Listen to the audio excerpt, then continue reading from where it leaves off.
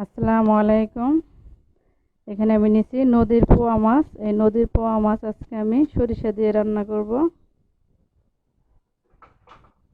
এখানে নিছি আমি সরিষা, পেঁয়াজ আর কাঁচামরিচ। এই পেঁয়াজ কাঁচামরিচটাও আমি বেটে নেব, সরিষাটাও বেটে নেব। মাছটাকে আগে আমি ভাজতে দিয়ে যাব। মাছে হলুদ মরিচ দিয়ে দেবো এখন, লবণ,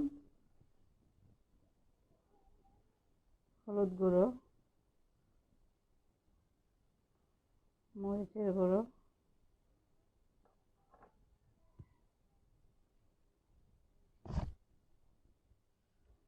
এখানে আমি আগে থেকে কড়াইটা বসিয়ে রাখছি, কড়াইতে তেল দিয়ে দেবো।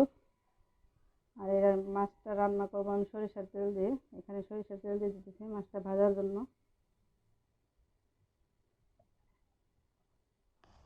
এখন মাছটাকে মাখাই নেব।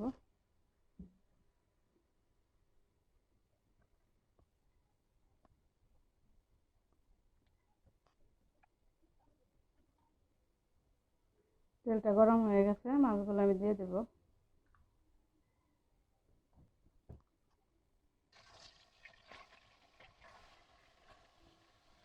সবগুলো মাছ আমি একেবারে দিয়ে দিতেছি।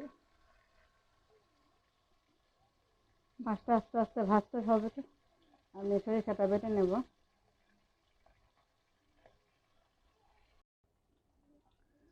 পোয়া মাছগুলো লাল লাল করে ভেজে নেওয়া হয়ে গেছে। এখানে উঠিয়ে নেব মাছগুলো। দেখুন একদম লাল লাল করে ভেজে নিচ্ছি।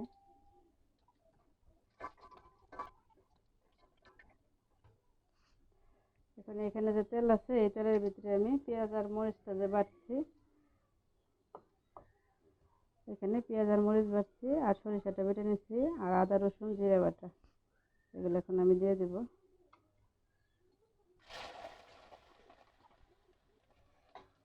আদা রসুন জিরে বাটাটাও দিয়ে দেব। এখানে পেঁয়াজ মরিচ বাটাটাও দিয়ে দিচ্ছি, আদা রসুন জিরে বাটাটাও দিয়ে দিচ্ছি। একসঙ্গে তেলের সাথে ভেজে নেব। আর সরিষা বাটাটা একটু পরে দেব।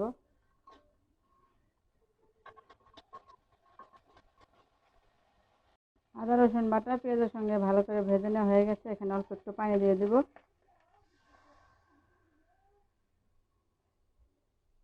এখানে আমি গুঁড়ো মশলা দিয়ে দেব, লবণ দিয়ে দিচ্ছি, ধনিয়ার গুঁড়ো, হলুদ গুঁড়ো, মরিচের গুঁড়ো। মরিচের গুঁড়োটা আমি একটু কমই দিচ্ছি, কারণ এখানে কাঁচা মরিচ আছে। আপনারা যে যেরকম ঝাল খান ওরকম দেবেন। এখন এই মশলার সাথে সরিষাটাকে একটু কষাই নেব আমি। সরিষা বাটাটাও দিয়ে দেবো।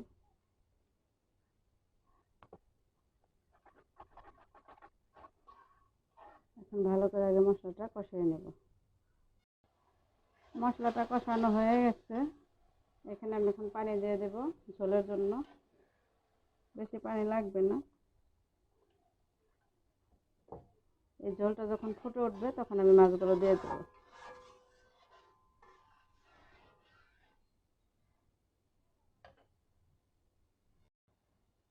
ঝোলটা কিন্তু ফুটে উঠছে, এখন মাছগুলো আমি দিয়ে দেবো।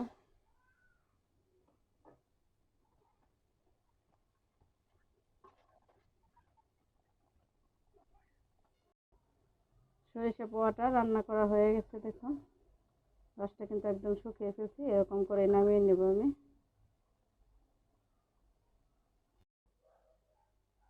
ফাইনালি রান্না হয়ে গেছে সরিষা পোয়া। দেখুন দেখেই কিন্তু খুব লোভনীয় লাগছে, আর খেতেও কিন্তু অসম্ভব মজার হয়েছে। তো আপনারা এইভাবে পোয়া মাছ সরিষা দিয়ে রান্না করে খেয়ে দেখবেন। অবশ্যই নদীর পোয়া মাছ নেবেন, তাহলে কিন্তু বেশি ভালো লাগবে খেতে।